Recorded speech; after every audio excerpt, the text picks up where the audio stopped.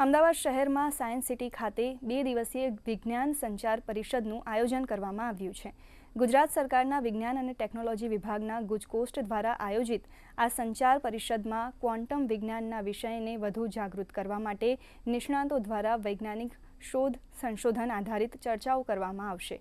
આ કોન્ફરન્સનું આયોજન international year of quantum science and technology UNESCO અને નેશનલ ક્વોન્ટમ મિશન ભારત સરકારના સહયોગથી કરવામાં આવી રહ્યું છે। આ કોન્ફરન્સનો ઉદ્દેશ્ય ક્વોન્ટમ સાયન્સની જાગૃતિ લાવવા અને જાહેર સમજને વધુ ગાઢ બનાવવાનો છે।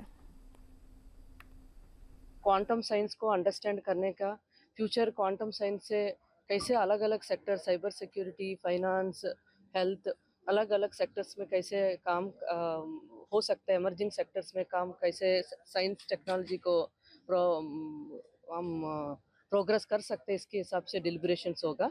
गुजकोस ने बहुत अच्छा तरफ ऑर्गेनाइज किया है। जो हम लोगों का डे टू डे प्रॉब्लम है, जैसे साइबर फ्रॉड होता है, किसी का ओटीपी चोरी हो जाता है, इस तरीके से शुरू करके जो health, hygiene, sustainable development and वो क्लाइमेट चेंज तरीका है, क्वांटम साइंस का जो स्पीड है, जो स्केल है, इसको लेकर के हम लोगों को सोसाइटी का सारा जो चैलेंज को अपॉर्चुनिटी तरीके से करेंगे। એટલી નાની બારીકાઈથી આ સાયન્સ છે એટલે તમે કહો કે આ ટેકનોલોજીનો ઉપયોગ કેવી રીતના થાય, તો અત્યારે સિમ્પલ નોર્મલ કોમ્પ્યુટર છે એની જે સ્પીડ તમે જો એના બદલે જો ક્વોન્ટમ ટેકનોલોજીનો ઉપયોગ કરીશું તો એની સ્પીડ લાખ ગણી વધી જશે।